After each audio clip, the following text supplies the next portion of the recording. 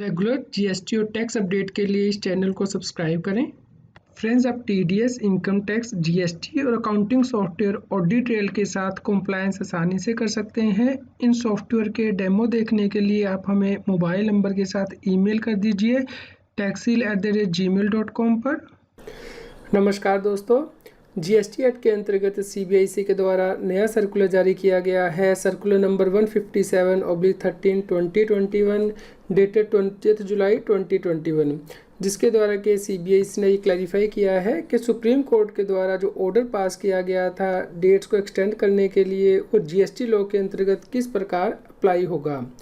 Government के द्वारा GST act के अंतर्गत नोटिफिकेशन जारी किए गए थे, जिसमें कि स्पेसिफाइड पीरियड के लिए जीएसटी एक्ट के अंतर्गत यदि टैक्स पेयर को या जीएसटी ऑफिसर को कोई एक्शन लेना था तो डेट एक्सटेंड की गई थी। इसके बाद सुप्रीम कोर्ट के द्वारा ऑर्डर पास किया गया था 27 अप्रैल 2021, जिसमें कि डेट्स को एक्सटेंड किया गया था, यानी कि लिमिटेशन एक्ट के अंतर्गत यह ऑर्डर किस प्रकार अप्लाई होगा जीएसटी लॉ के अंतर्गत। इसके लिए सीबीआईसी के द्वारा ये सर्कुलर जारी किया गया है। सुप्रीम कोर्ट के द्वारा 27 अप्रैल 2021 को जो ऑर्डर पास किया गया था उसे यहाँ पे रिप्रोड्यूस किया गया है।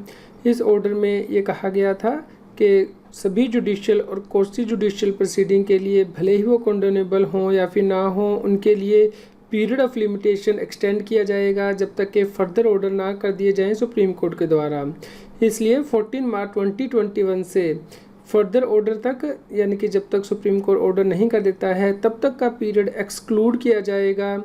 आर्बिट्रेशन एंड कंसिलिएशन एक्ट के अंतर्गत, कमर्शियल कोर्ट एक्ट के अंतर्गत, नेगोशिएबल इंस्ट्रूमेंट एक्ट के अंतर्गत या फिर किसी भी और लॉ के अंतर्गत जहाँ पे के पीरियड ऑफ लिमिटेशन प्रिस्क्राइब किया गया है प्रोसीडिंग को शुरू करने के लिए, यानी कि जहाँ पे कोर्ट या फिर ट्रिब्यूनल डिले को कंडोन कर सकते हैं।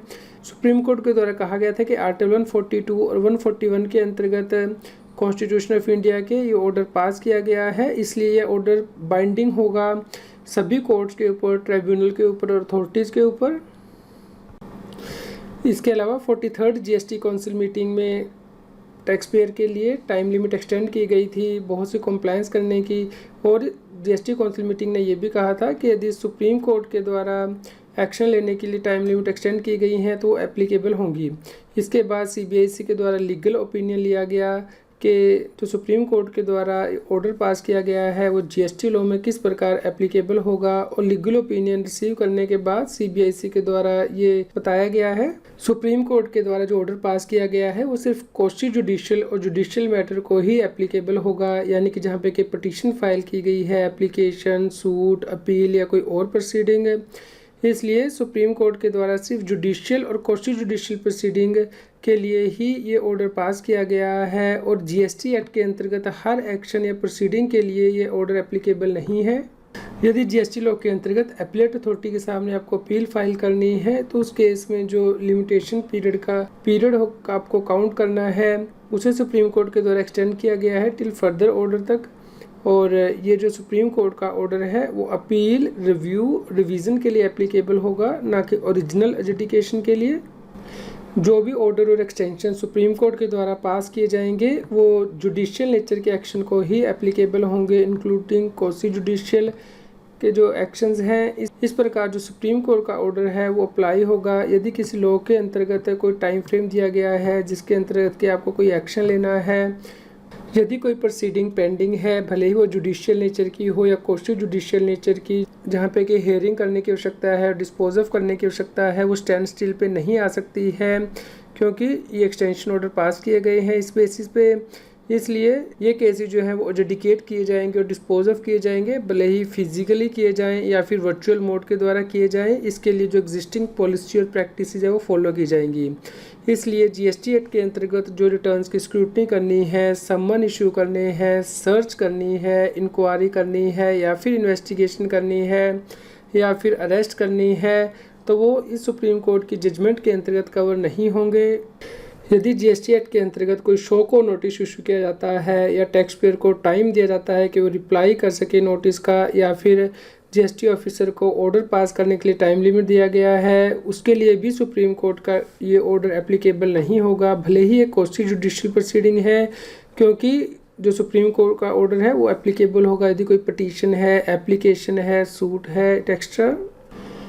इसलिए सीबीआईसी के द्वारा लीगल ओपिनियन के बेस पे ये कहा गया है कि यदि कोई टैक्स पेयर को एक्शन लेना था जीएसटी एक्ट के अंतर्गत या कोई कंप्लायंस करनी थी तो वो उसे स्टैट्यूटरी मैकेनिज्म तो दिया गया है जीएसटी एक्ट के अंतर्गत, उसके अकॉर्डिंग ही करना है, या फिर जो एक्सटेंशन दी गई है टाइम टू टाइम।